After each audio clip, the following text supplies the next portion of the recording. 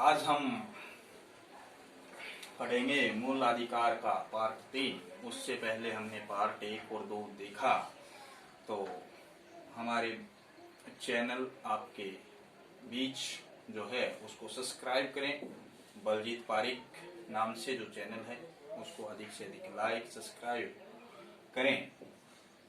तो प्यारे विद्यार्थियों, जो भी आगामी परीक्षाएं होंगी उनमें जो हमारा मूल अधिकार टॉपिक है ये महत्वपूर्ण है, इसको हम ध्यान से पढ़ें। हमने पार्ट 2 में देखा अनुच्छेद 18 तक, उपाधियों के अंत तक मूल अधिकार था उसको। आज हम उससे आगे देखेंगे कि मूल अधिकार है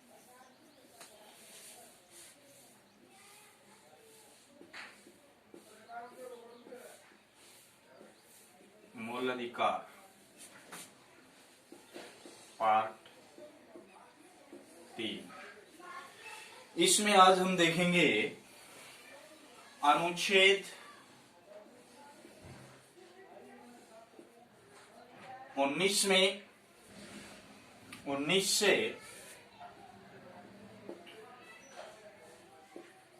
22 तक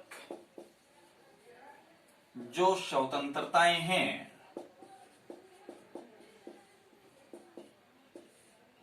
स्वतंत्रता का अधिकार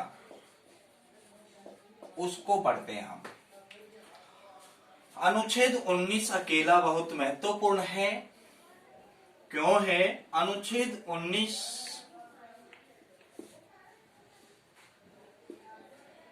एक में अनुच्छेद 19 में यदि बात करें हम तो नागरिकों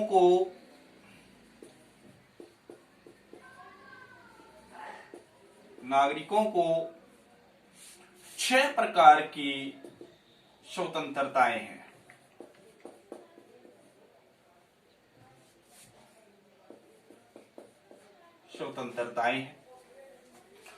उन 6 स्वतंत्रताओं के बारे में हम पढ़ते हैं डीप। तो वहां से कोई न कोई प्रश्न आ जाता है, जैसे कि सूचना की स्वतंत्रता है वो निम्न में से किस अनुच्छेद में शामिल है। इस तरह से प्रेस की स्वतंत्रता है वो किस अनुच्छेद में शामिल है। इस प्रकार से हम प्रत्येक स्वतंत्रता के बारे में पढ़ेंगे। तो यानी अनुच्छेद 19 को पढ़ते हैं। अनुच्छेद 19 एक में अनुच्छेद 19 एक में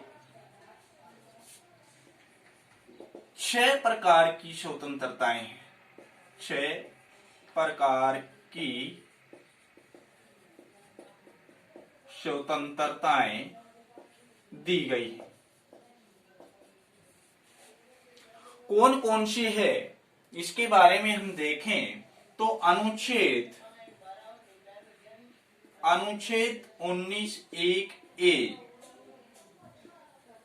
अनुच्छेद 19 एक ए में सर्वप्रथम कहा गया कि नागरिकों को स्वतंत्रताएं दी गई। कैसी स्वतंत्रताएं दी गई वो देखिए। तो वाक एवं अभिव्यक्ति की स्वतंत्रता, वाक एवं अभिव्यक्ति की स्वतंत्रता, अभिव्यक्ति की स्वतंत्रता। अभिव्यक्ति शब्द बहुत व्यापक है। वाक मीन्स बोलना, यानी अपने विचारों को किसी माध्यम से प्रस्तुत करना, किसी के सामने रखना, वो है अभिव्यक्ति किसी भी तरह। इसमें प्रेस भी शामिल है, यानी मीडिया भी शामिल है।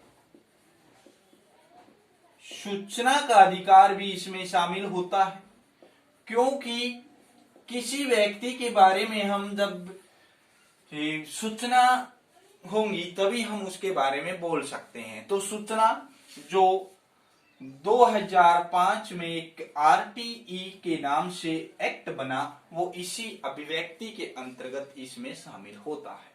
तो पहली स्वतंत्रता की यदि बात करें, वाक एवं अभिव्यक्ति की स्वतंत्रता है, ये अनुच्छेद 1A में शामिल, अनुच्छेद 19(1)(a) में शामिल है।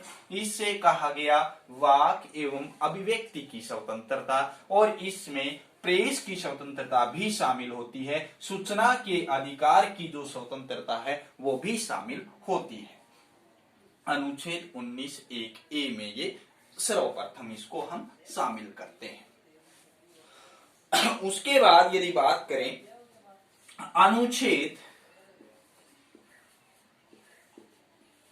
19(1)(b) में, अनुच्छेद 19(1)(b) में क्या दिया गया, कौन सी स्वतंत्रता दी गई, वो दी गई बिना हथियार शांतिपूर्ण सम्मेलन करने की स्वतंत्रता। बिना हथियार शांतिपूर्ण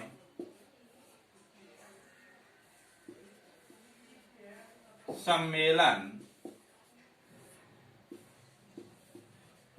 करने की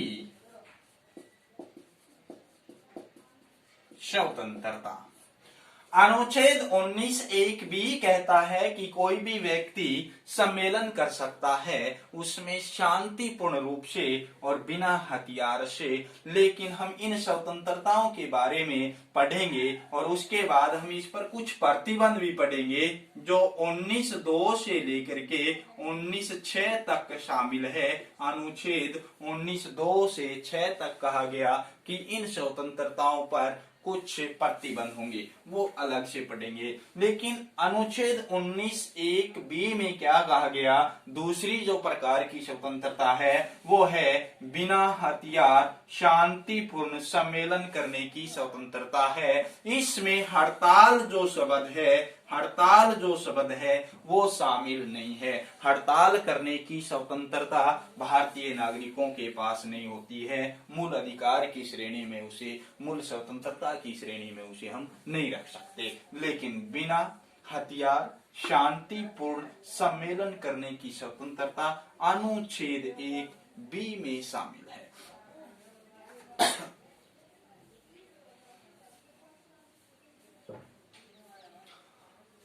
उसके बाद अनुच्छेद 19(1)(c) आता है।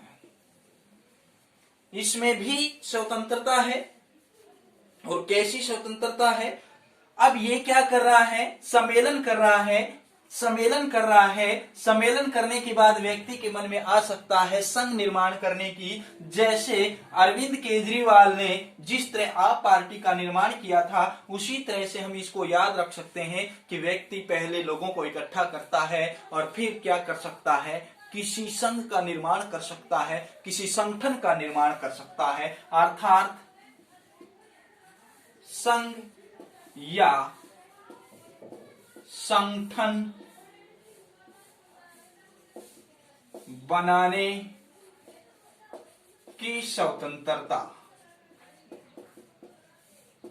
यानी कोई व्यक्ति किसी भी प्रकार का संगठन या निर्माण कर सकता है। जैसे अब हाल ही में देखें तो अरविंद केजरीवाल ने आप पार्टी का क्या किया, निर्माण किया। उससे पहले उनके साथ अन्ना हजारे जो समाज सेवी थे, उनके साथ उन्होंने एक सम्मेलन किया, लोगों के साथ विचार विमर्श किए, और धीरे धीरे उस सम्मेलन की वजह से ही आप पार्टी अरविंद केजरीवाल ने आम आदमी पार्टी के नाम से जो पार्टी बनाई, वो उसी तरह हम इसको याद रखने के लिए एक उदाहरण दिया है।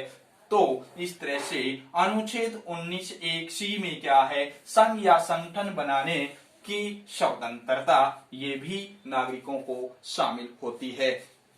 अब देखिए, संघ बनाएगा, संगठन बनाएगा, तो कैसे बनाएगा, सम्मेलन करने के बाद बनाता है। तो इसी तरह अगला जो स्टेप है कि भारत में लोगों को संगठन में क्या करेगा, जोड़ेगा। कैसे जोड़ेगा, इस तरह से याद रखने के लिए अनुच्छेद 19(d) में क्या रखा गया कि भारत में कहीं पर जाने की यानी घूमने की स्वतंत्रता। अनुच्छेद 19(1) डी, इसमें क्या है, इसमें है कि आवागमन या भ्रमण की स्वतंत्रता भारत में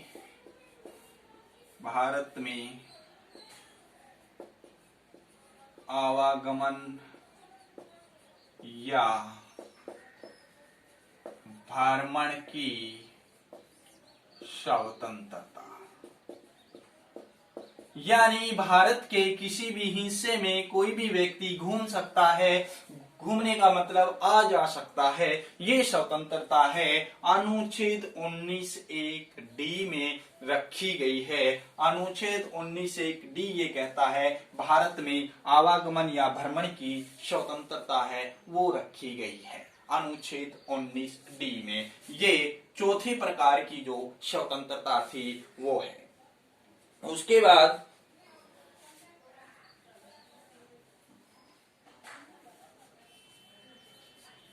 बाद आता है अनुच्छेद 19(1) ई। डी के बाद ई आता है। तो हो सकता है जैसे आप कहीं घूमने चले गए, जयपुर चले गए, चंडीगढ़ चले गए और आपको वो शहर पसंद आ गया, तो वहां पर आप निवास कर सकते हैं। अर्थात भारत के किसी भी भाग में निवास करने की स्वतंत्रता है, वो भी आती है। भारत के किसी भी भाग में निवास करने की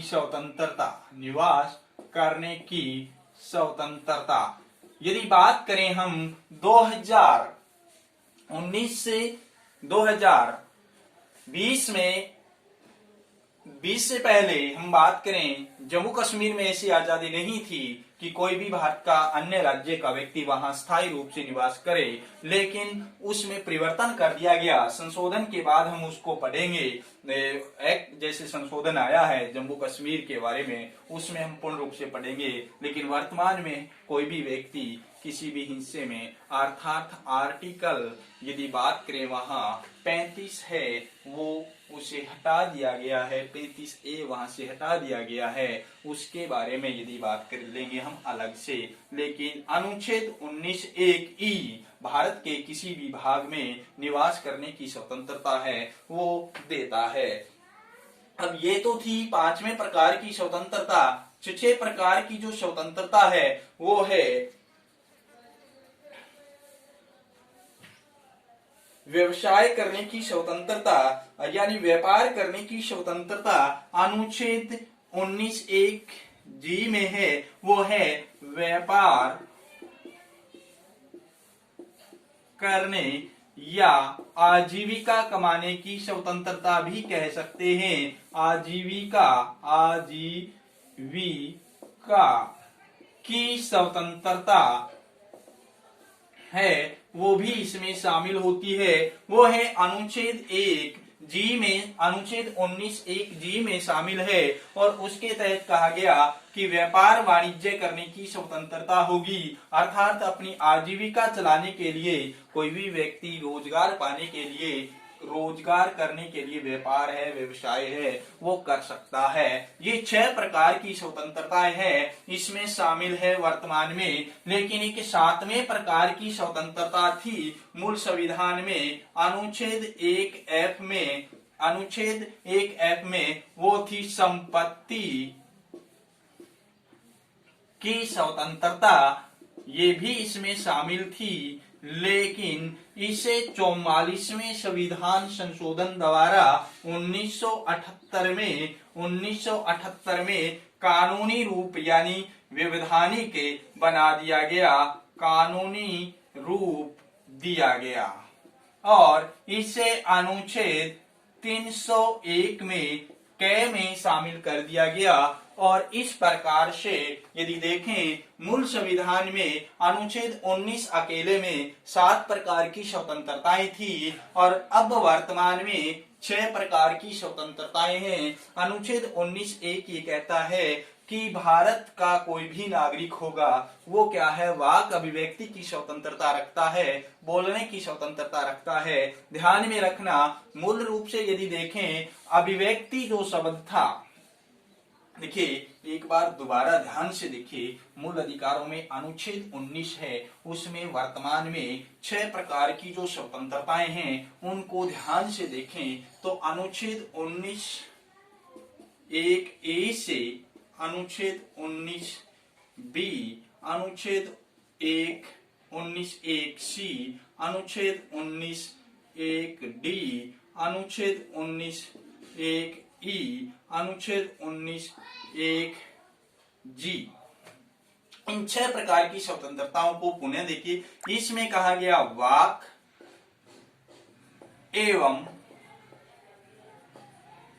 अभिव्यक्ति की स्वतंत्रता, अभिव्यक्ति की स्वतंत्रता। इसमें कहा गया कि विचार रखेगा, किसके सामने रखेगा, तो एक दूसरे को जोड़ लीजिए, लोगों के सामने रखेगा, इसलिए क्या करेगा, वो हथियार बिना शांतिपूर्वक सम्मेलन करेगा। बिना हथियार शांतिपूर्वक सम्मेलन करने की स्वतंत्रता, सम्मेलन करने की स्वतंत्रता। सी में देखिए फिर क्या कर सकता है, वो शांतिपूर्ण सम्मेलन करने के बाद उसके विचार में कोई और आएगी बात तो वो क्या कर सकता है। अनुच्छेद 19 एक सी में कहा गया संगठन या संघ बनाने की स्वतंत्रता, संघ या संगठन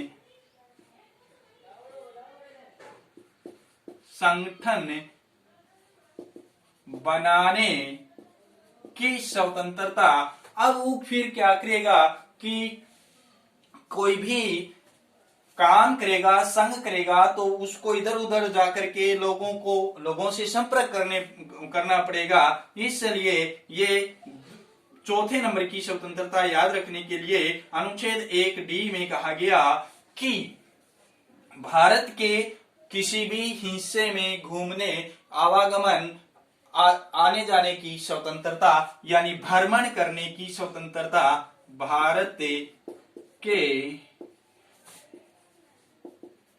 किसी भी भाग में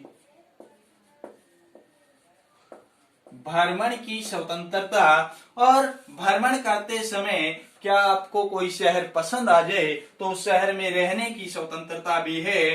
तो अनुच्छेद 19 एक ई कहता है भारत के किसी भी हिस्से में या भाग में निवास करने की जो स्वतंत्रता है वो इसमें शामिल है। और निवास करने के लिए सीधी सी बात है, इकोनॉमिक्स यानी आर्थिक पैसे की आवश्यकता होती है। तो पैसा कैसे, कोई भी काम करेंगे उससे पैसा आएगा। तो इसी आधार पर नेक्स्ट जो स्वतंत्रता थी अनुच्छेद 19 एक जी में कहा गया कि व्यापार या वाणिज्य करने की स्वतंत्रता। अब ये 6 प्रकार की स्वतंत्रताएं हैं। इसमें आपको जो अभिव्यक्ति शब्द है इस पर डीपली में जाना है। अभिव्यक्ति का मतलब होता है किसी भी माध्यम से अपने विचारों को रखना, ठीक है, किसी भी माध्यम से। तो इसमें सूचना का अधिकार भी आता है और सूचना का अधिकार किसी अनुच्छेद में नहीं है, ये अनुच्छेद में नहीं है, लेकिन आरटी एक्ट बना 2005 में और वो अनुच्छेद 19 एक ए का ही अंतर्निहित भाग है। सूचना की स्वतंत्रता है वो अनुच्छेद 19 एक ए में शामिल होती है। प्रेस की स्वतंत्रता है वो भी इसमें शामिल होती है। इस प्रकार ये 2 चीजें आपको ध्यान में रखनी है। आ सकता है प्रश्न की अनुच्छेद 19 एक ए में कोई सा शामिल नहीं है, तो इस तरह का हड़ताल जैसे शब्द आए वो उसमें शामिल नहीं है, लेकिन सूचना और प्रेस की स्वतंत्रता इसमें शामिल होती है। ये 6 प्रकार की स्वतंत्रताएं हैं। इन 6 प्रकार की स्वतंत्रताओं पर प्रतिबंध भी होता है, लेकिन मूल संविधान में अनुच्छेद 19(1) में एक स्वतंत्रता और थी जो F में शामिल थी, वो थी संपत्ति अर्जित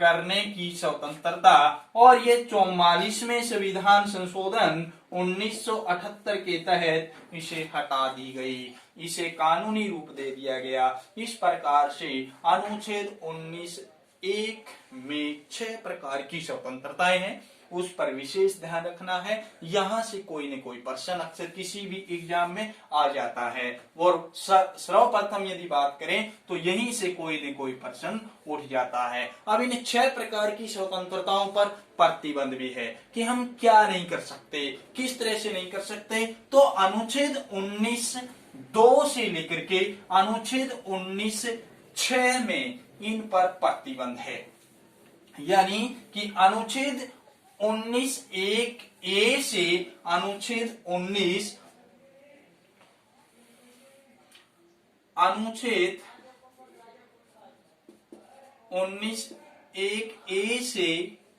टू अनुच्छेद 19(1)(g) में शामिल जो स्वतंत्रताएं हैं उस पर प्रतिबंध है। प्रतिबंध कैसा है? अनुच्छेद 19(2) से और अनुच्छेद 19(6) में ये शामिल हैं। कौन कौन सी बातें हम नहीं कर सकते, तो ये ध्यान में रखना है। स्पष्ट लिखा गया है, भारत की एकता अखंडता को खतरा न पहुंचे, ऐसे शब्द हैं। उसके बाद यदि बात करें कि भारत की एकता अखंडता एवं संप्रभुता को किसी भी प्रकार का खतरा न पहुंचे। उसके बाद लोक व्यवस्था है, किसी भी प्रकार से आप कोई सम्मेलन कर रहे हैं तो लोक व्यवस्था को भी खतरा न पहुंचे। इस प्रकार से सर्वोच्च न्यायालय यानी भारत की एकता